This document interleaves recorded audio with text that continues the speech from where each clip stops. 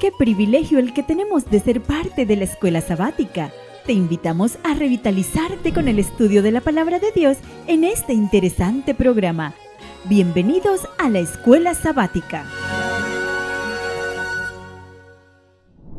Feliz sábado para todos ustedes. Estamos contentos de regreso hoy, 19 de marzo, para que podamos ser deleitados por un programa maravilloso. Estará fabuloso, una lección que es increíble, en la cual nos vamos a deleitar nosotros. Así que, como siempre, quiero decirles bienvenidos a este programa. Ustedes realmente nos vienen a hacer para nosotros ese momento de alegría, saber que está presente para poner atención a un programa de escuela sabática que ha sido preparado para usted y para que podamos crecer en nuestra vida espiritual. Así que quiero invitarles a que tengamos una oración. Padre bendito, Padre eterno, aquí estamos tus hijos. Te pedimos en el nombre de Jesús que tú nos bendigas. Que el Espíritu Santo consuele nuestras vidas, que el Espíritu Santo nos convenza de pecado, que el Espíritu Santo nos guíe a la presencia tuya. Señor, bendiga este programa y permite que sea un momento maravilloso para quienes lo han de ver. Gracias, Señor, por escucharnos. En el nombre de Jesús. Amén. Somos tus amigos los adventistas del séptimo día y estás escuchando Nuevo Tiempo Honduras, llevando esperanza. Bien, les invito, hermanos, a que podamos elevar nuestras voces al Señor y cantar el himno 505, Hijo del Reino. Así que es hermoso, póngale cuidado a la letra y pues también a la música, que es la que realmente viene a adornar la letra de este precioso himno.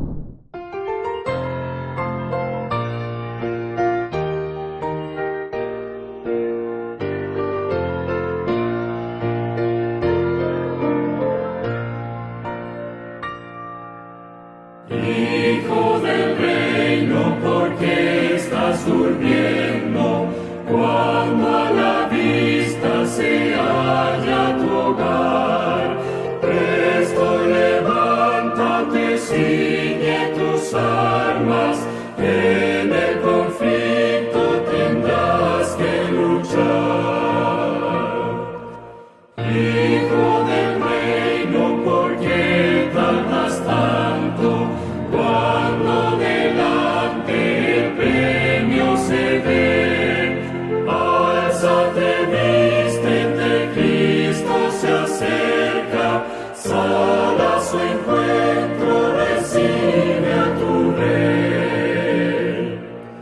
No sigas más tras placeres mundanos, ves que en su encanto pasando se va. Rompe los lazos con que estás atado, a Cristo acude que te amparará. Fija tu vista constante en el cielo, pasa la noche de tribulación, sobre las cúspides ya rompe el alba, Hijo del reino prorrumpe en canción.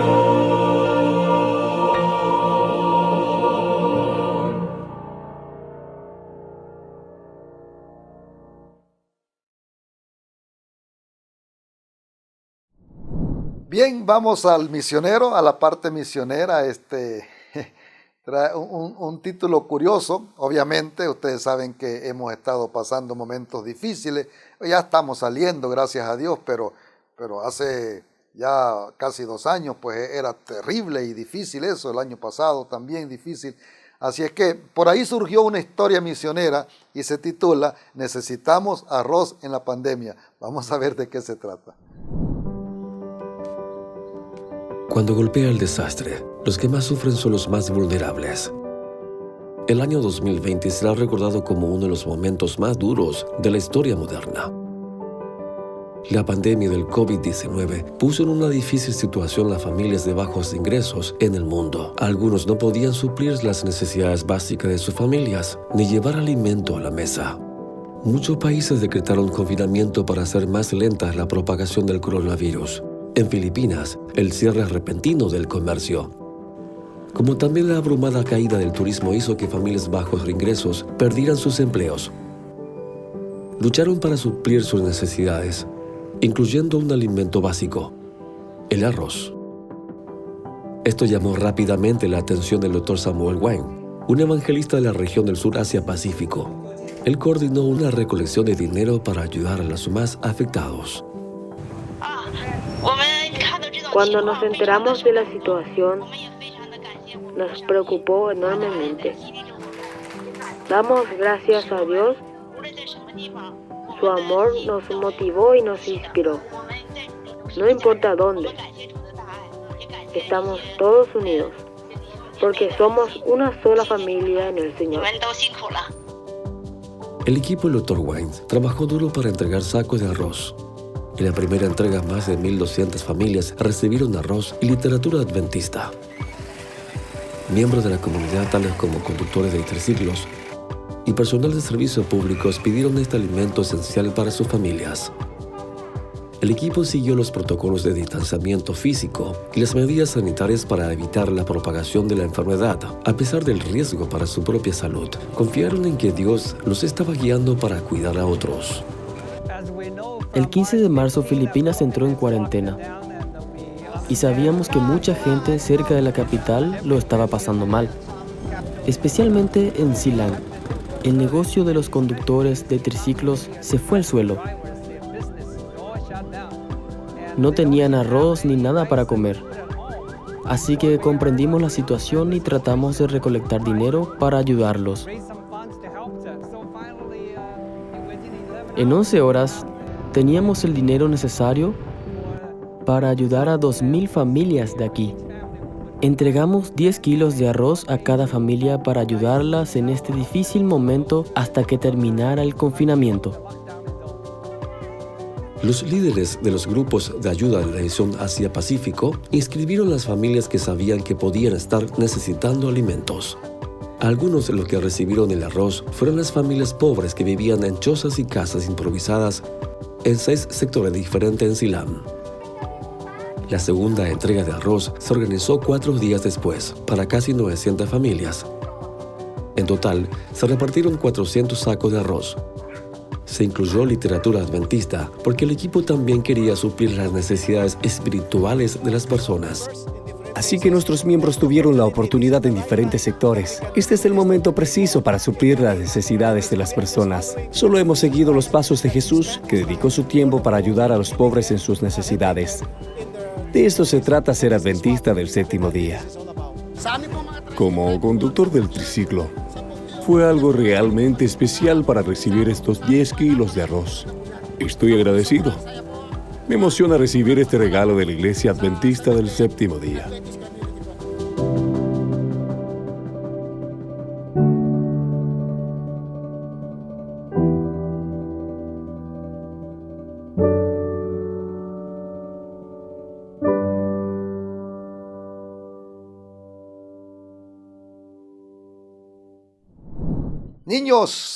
Niños y niñas, por favor, vengan, porque es un momento para ustedes. Les invitamos al Rincón Infantil. Pongan mucha atención.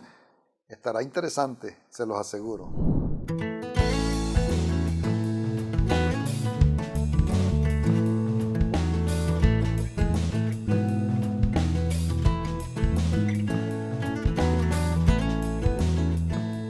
Hola chicos, el tema de hoy: trae mi capa, por favor.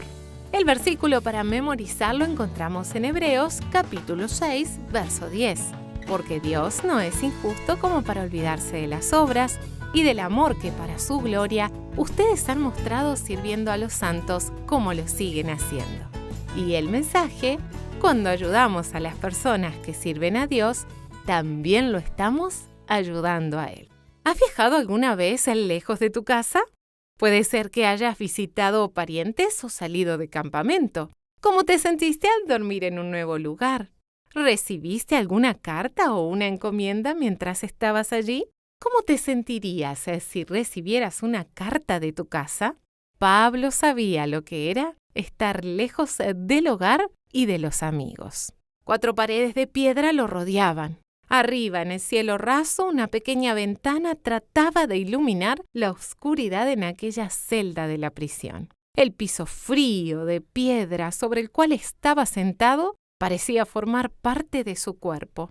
Sus tobillos estaban encadenados al piso como si fuera un animal peligroso. Pero él no era peligroso. Era Pablo, un siervo de Dios. En su juventud, Pablo había tratado cruelmente a la gente que creía que Jesús era el Hijo de Dios. Hasta había ordenado la muerte de algunos por apedreamiento. Pero Dios había cambiado su vida y Pablo llegó a ser uno de los defensores más fuertes de Jesús. En esa época, el emperador romano Nerón estaba en contra de los cristianos. Muchos cristianos habían sido crucificados, quemados o atacados por los perros del emperador, porque adoraban a Jesús. Pablo estaba seguro de que sería condenado a muerte también. Pablo estaba pensando en su amigo Timoteo, que había llegado a ser como un hijo para él. El joven había llorado la última vez que se había despedido. Desde que era un niño, a Timoteo se le había enseñado acerca de Jesús. Su familia había invitado a Pablo a su hogar muchas veces y ahora, ya un joven, Timoteo a menudo viajaba con Pablo.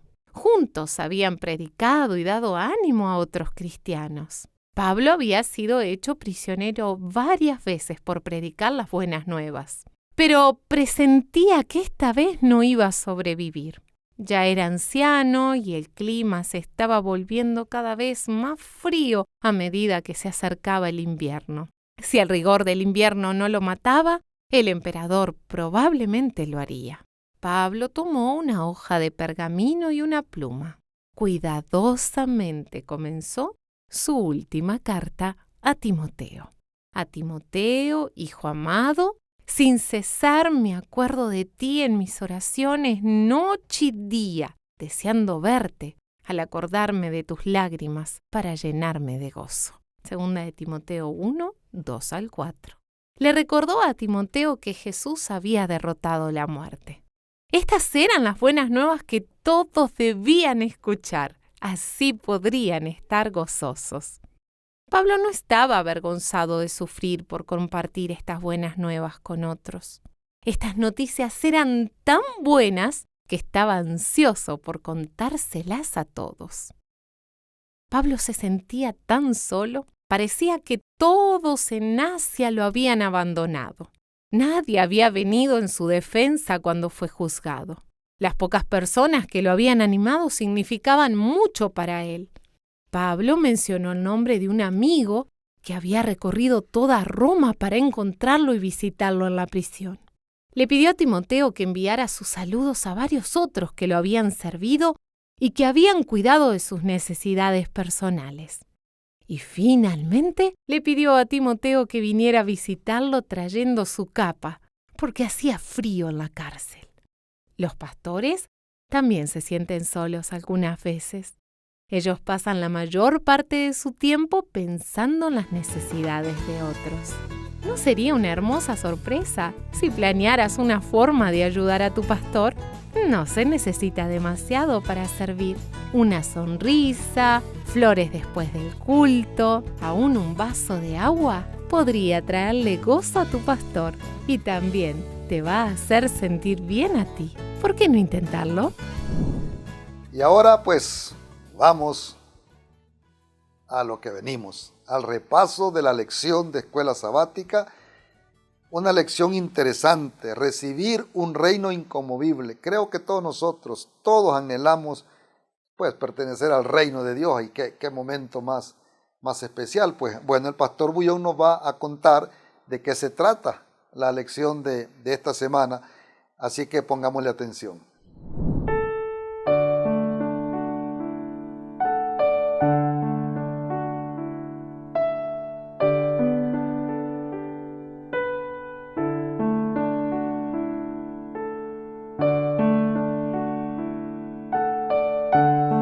Hola mi amigo querido, qué alegría.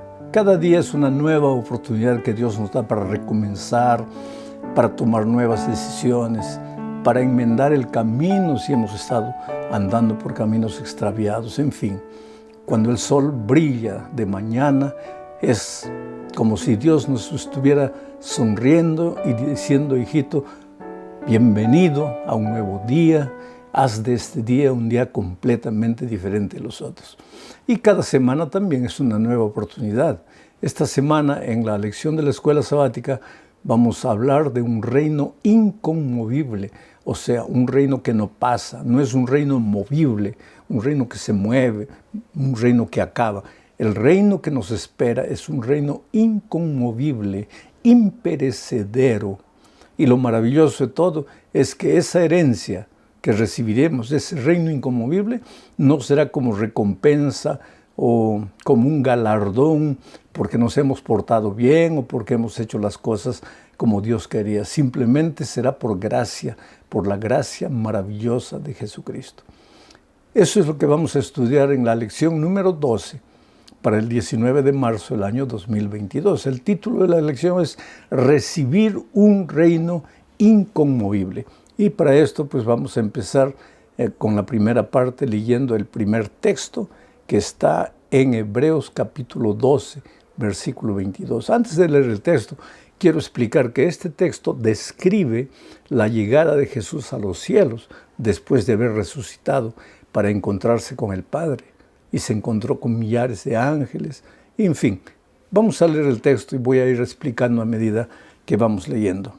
El texto dice así: ustedes, por el contrario, se han acercado al monte de Sión. ¿Por qué dice ustedes, por el contrario, se han acercado al monte de Sión? Porque él está hablando a los hebreos de su tiempo. Pablo está hablando a los hebreos de sus días, a los hebreos cristianos. Pero antes se estaba refiriendo a sus antepasados, aquellos que se acercaron al monte Sinaí. ¿Te acuerdas? Cuando Dios liberó a su pueblo de la esclavitud de Egipto, llegaron al monte Sinaí, Dios quiso hablarles, les pidió que se acercasen al monte, pero ellos tuvieron miedo. Le dijeron a Moisés: Moisés, tenemos miedo de que Dios nos hable, todo lo que quiera hablarnos, que te lo diga a ti, tú después nos lo dices a nosotros. Tuvieron miedo de acercarse al monte Sinaí. Había fuego, humo, truenos, relámpagos, porque la presencia de Dios es así.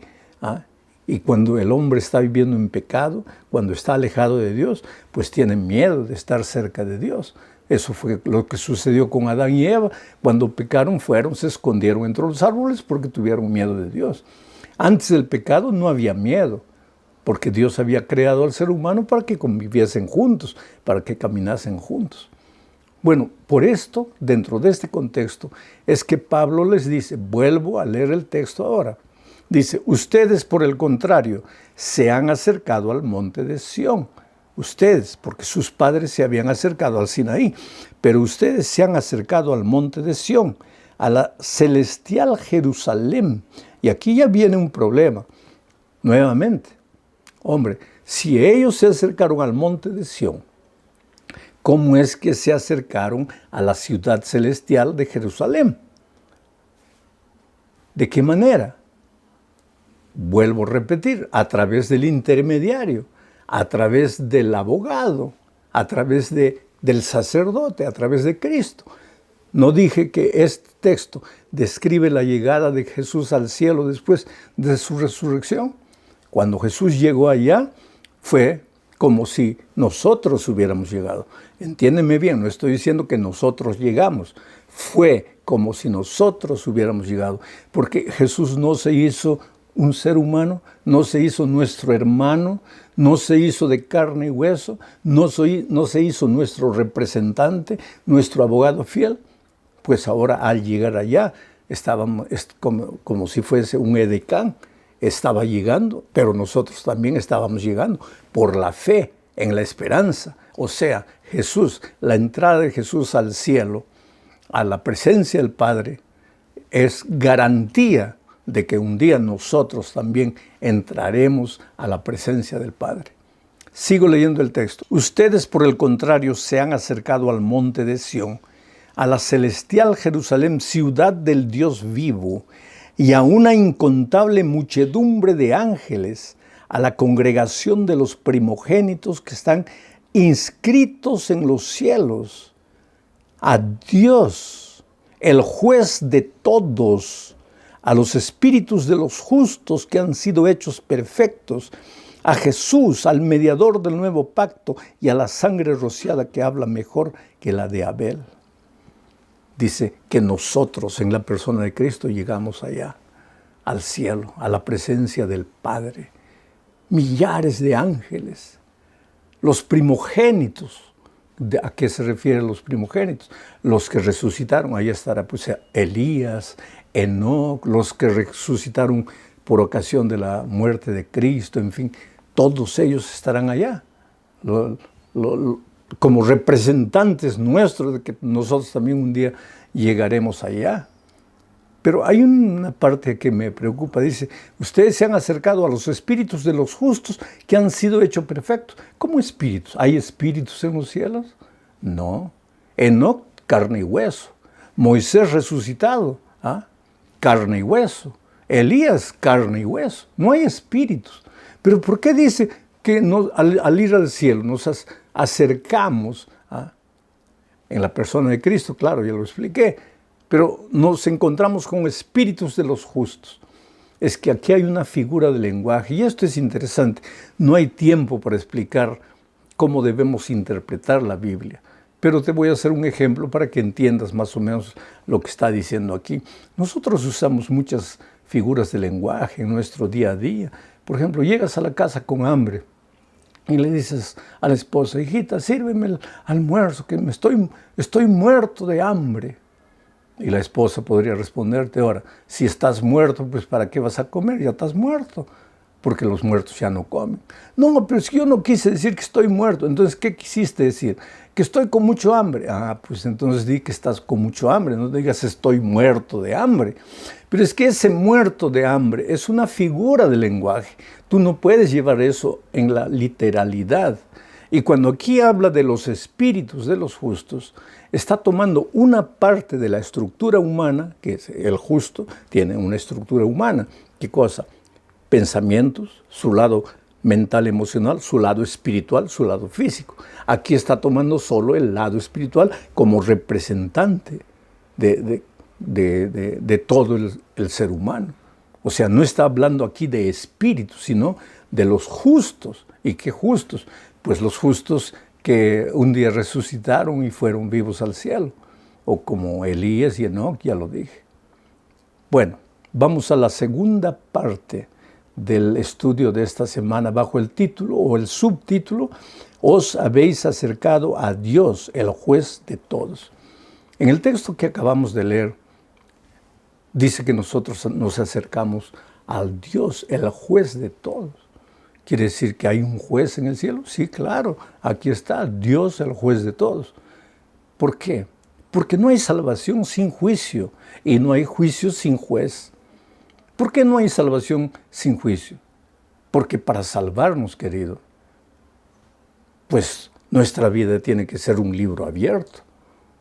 Porque hay una cosa verdadera que nosotros no podemos ignorar. Todo lo que hacemos es anotado en los libros de la vida.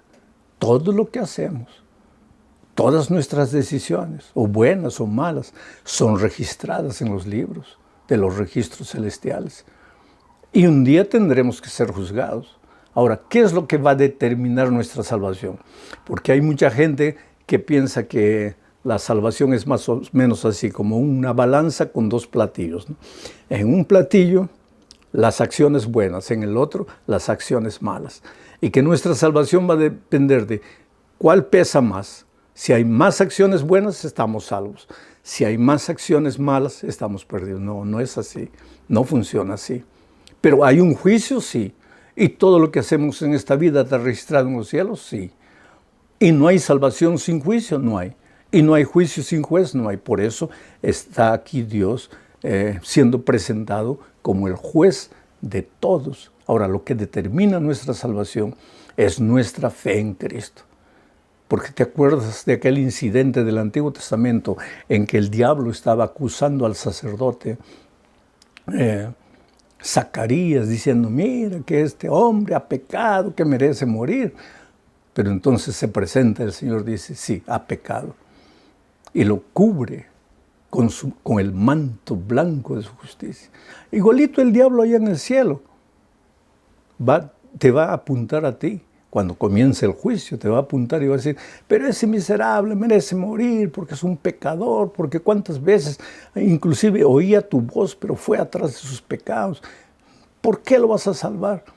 Pero entonces el Señor Jesucristo, que es nuestro sacerdote, nuestro intermediario, nuestro abogado, pues se va a presentar delante del Padre y va a decir, sí, es verdad.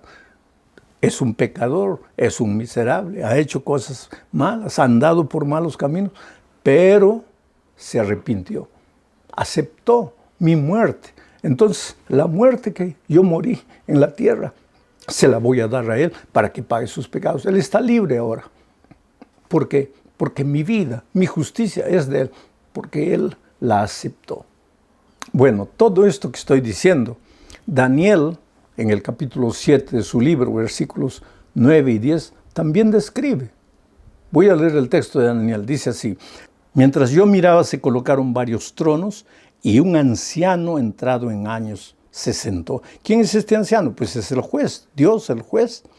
Su vestido era blanco como la nieve y su cabello era semejante a lana limpia. Su trono era una llama de fuego y las ruedas del trono eran un fuego ardiente. De su presencia manaba un río de fuego y a su servicio estaba una multitud, igualita a la descripción de Pablo escribiendo a los hebreos, ¿no? Imposible de ser contada. El juez se sentó y los libros fueron abiertos. Interesante, los libros fueron abiertos. Hay libros de registros donde todo lo que hacemos está siendo registrado. Ahora, querido, no tengas miedo del juicio, absolutamente. Porque cuando se comienza un juicio, quien tiene que tener miedo no es la víctima, sino el victimario. El delincuente que no se arrepiente de sus pecados. Pero aunque nosotros hemos pecado, tenemos un abogado fiel a Jesucristo. Hay que confiar en Él. Ahora, es triste cuando decimos, yo confío en Él como mi abogado, pero sigues viviendo una vida completamente equivocada. No, pues hijito, tienes que entender, no hay comunión entre la justicia y la injusticia. No puede haber comunión entre la luz y las tinieblas. Seguir en el pecado, en el amasal del pecado, y decir que porque Jesús es tu juez te vas a salvar. No puedes jugar de esa manera con la misericordia divina. Él te ama, Él desea salvarte, Él quiere salvarte, pero no para que te sigas revolcando en el pecado. Él quiere salvarte para que aprendas a vivir la vida de un príncipe, porque tú eres un príncipe, eres una princesa. Tu cuerpo es santo en el sentido que fue separado para la gloria de Dios. Tú no puedes usar tu cuerpo de una manera equivocada. No puedes echar la perla a los puercos. Tú tienes que recordarte eso, que tú eres un príncipe, una princesa de Dios. Entonces aprende a vivir como un príncipe. Vamos a la tercera parte de este estudio. El tiempo se nos está yendo. El subtítulo es Conmoverá el cielo y la tierra. Leamos Hebreos capítulo 12, versículos 25 y 26. Dice así, tengan cuidado de no desechar al que habla. Si no escaparon los que desecharon al que los amonestaba en la tierra, mucho menos escaparemos nosotros si desechamos al que amonesta desde los cielos. En aquella ocasión la voz de Dios sacudió la tierra, pero ahora ha prometido, una vez más sacudiré no solo la tierra, sino también el cielo. De todo este versículo, lo que me impresiona es la palabra desechar. No deseches la palabra de Dios. Tú sabes que desechar no es rechazar. ¿Sabes lo que es desechar? Yo te doy un regalo. Si tú no me lo aceptas, tú no estás desechando mi regalo. ¿Cuándo es que desechas el regalo?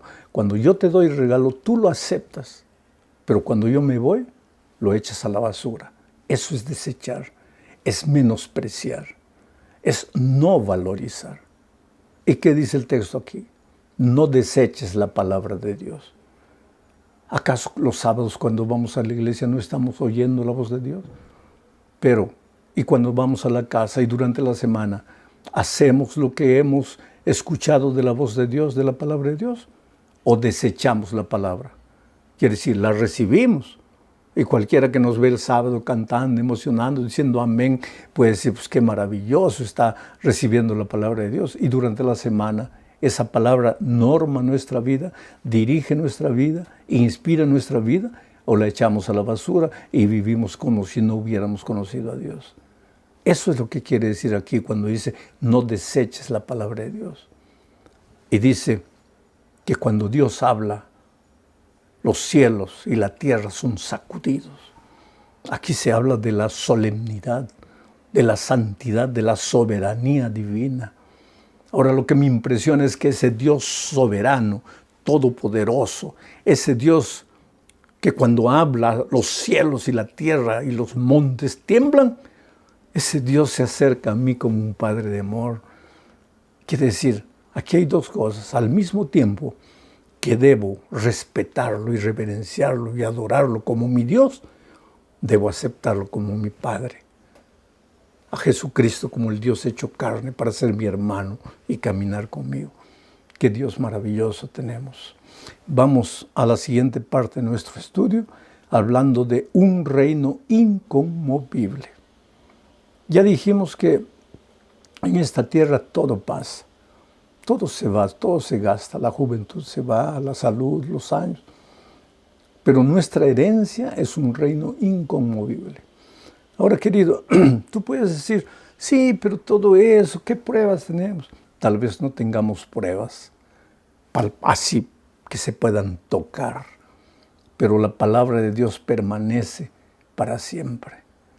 Y sabes, es en la hora de la angustia, es en la hora del dolor, de la soledad, cuando tú realmente puedes palpar la palabra de Dios, las promesas de Dios. Ustedes saben que hace algunas semanas yo pasé por un momento difícil de mi vida.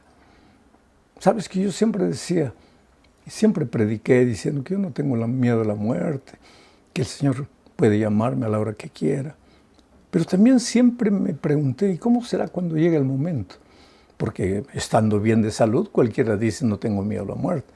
Y cuando llega el momento de morir, pero yo me vi frente a frente con la muerte. Yo pensé que llegó el momento de mi descanso y no tuve miedo. Pero en ese momento me agarré de la palabra de Dios. Pero no me agarré de la palabra de Dios para decirle, Señor, sáname. Sino, Señor, que tu voluntad sea soberana en mi vida. Y eso es lo que sucedió. Cuando me desperté, no sé si dormí un día, estaba completamente sedado, pero me di cuenta que estaba vivo. No había descansado, estaba vivo. Por eso yo te digo, es en ese momento que tú puedes palpar la palabra de Dios, la promesa de Dios. No tengas miedo de lo que venga. Estás pasando por un momento difícil en tu vida. No te desesperes. Quiero leerte Hebreos 12, 27. Dice, y esta frase, una vez más, significa que las cosas movibles, es decir, las cosas hechas, serán removidas para que permanezcan las invisibles. Oh, querido, cuando Cristo venga, todo esto va a acabar. Este mundo es pasajero. Por eso, el Señor Jesucristo dice que no debemos acumular cosas en este mundo pasajero. Debemos construir nuestra esperanza en el reino inconmovible que recibiremos por gracia cuando Cristo venga. Llegamos al fin de este estudio hablando de la gratitud. ¿Cómo agradecer a Dios por su amor? Estábamos perdidos. Y cuando estábamos perdidos, Dios podría habernos dicho, bueno, Yo los crié con libertad. Ustedes escogieron el mal camino, el camino de la muerte. Pues hijos, ¿qué puedo hacer? Ustedes usaron mal su libertad. Y entonces Jesús podría haberse dedicado a cuidar de sus otros mundos, de hijos que fueron tentados y nunca cayeron en el pecado. Pero no, Él dejó todo allá en el cielo, vino a esta tierra a morir por ti, por mí. ¿Por qué? Porque tú eres precioso para Dios. El otro día alguien me dijo, llorando, pastor, no me diga eso. Dígame que yo no valgo. Dígame que yo soy un miserable pecador. Pero no me diga que soy precioso. Yo no puedo ser precioso para nadie. Yo sé, querido, en este mundo, tal vez tus actos, tus hechos, tu conducta, tu pasado o tu presente te lleven a mirarte en el espejo de la vida y tú mismo tengas asco de ti. Tú mismo te desprecies y tú mismo te condenes. Pero gracias a Dios que cuando Cristo venga, no serás tú el que va a determinar tu perdición o tu salvación. Es Jesús. Él es tu abogado, Él te ama. Él dejó todo en el cielo y vino a este mundo para morir por ti. Y a lo largo del trimestre, en la epístola a los Hebreos hemos visto ese Dios que se hizo hombre, ese Dios que se hizo nuestro hermano, ese Dios que es nuestro sacerdote, nuestro abogado, nuestro intercesor, nuestro intermediario, nuestro defensor, nuestro representante que llega al cielo para darnos la esperanza y la garantía de que un día nosotros también llegaremos. Qué cosa maravillosa, qué amor indescriptible. Por eso levanta la cabeza y sigue adelante de victoria en victoria hasta la victoria final. Que Dios te bendiga ricamente. Bueno, muchas gracias, Pastor Bullón. Hemos finalizado el repaso de esta lección. Usted ha quedado debidamente informado. Creo que satisfecho. La verdad que pues el Pastor Bullón, Dios le ha dado ese don para hacerlo de esa manera, tan claro y tan sencillo que todos lo podamos entender. Así que muchas gracias por haber estado con nosotros. Les invitamos para el próximo sábado a esta misma hora y por este mismo canal Nuevo Tiempo Honduras, para que no se lo pierda. Pero no nos podemos ir sin antes ponernos en las manos de Dios. Te damos gracias, nuestro Dios. Gracias porque tu bondad se ha manifestado en nuestras vidas. Gracias porque nos has prestado hasta este momento la oportunidad de estar con vida y con salud. Te pido que bendigas cada hogar de tus hijos, especialmente aquellos que se conectan a este programa. Que les alcance la paz del cielo y la seguridad en esta tierra. Que el ángel de Jehová acampe en derredor de ellos y los defienda. Bendice, oh Dios, a cada uno de ellos y denos un lindo día. Lo agradecemos en el nombre de Jesús. Amén.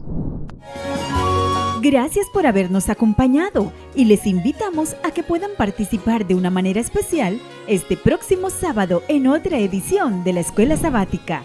Solo aquí, por Nuevo Tiempo Honduras, llevando esperanza.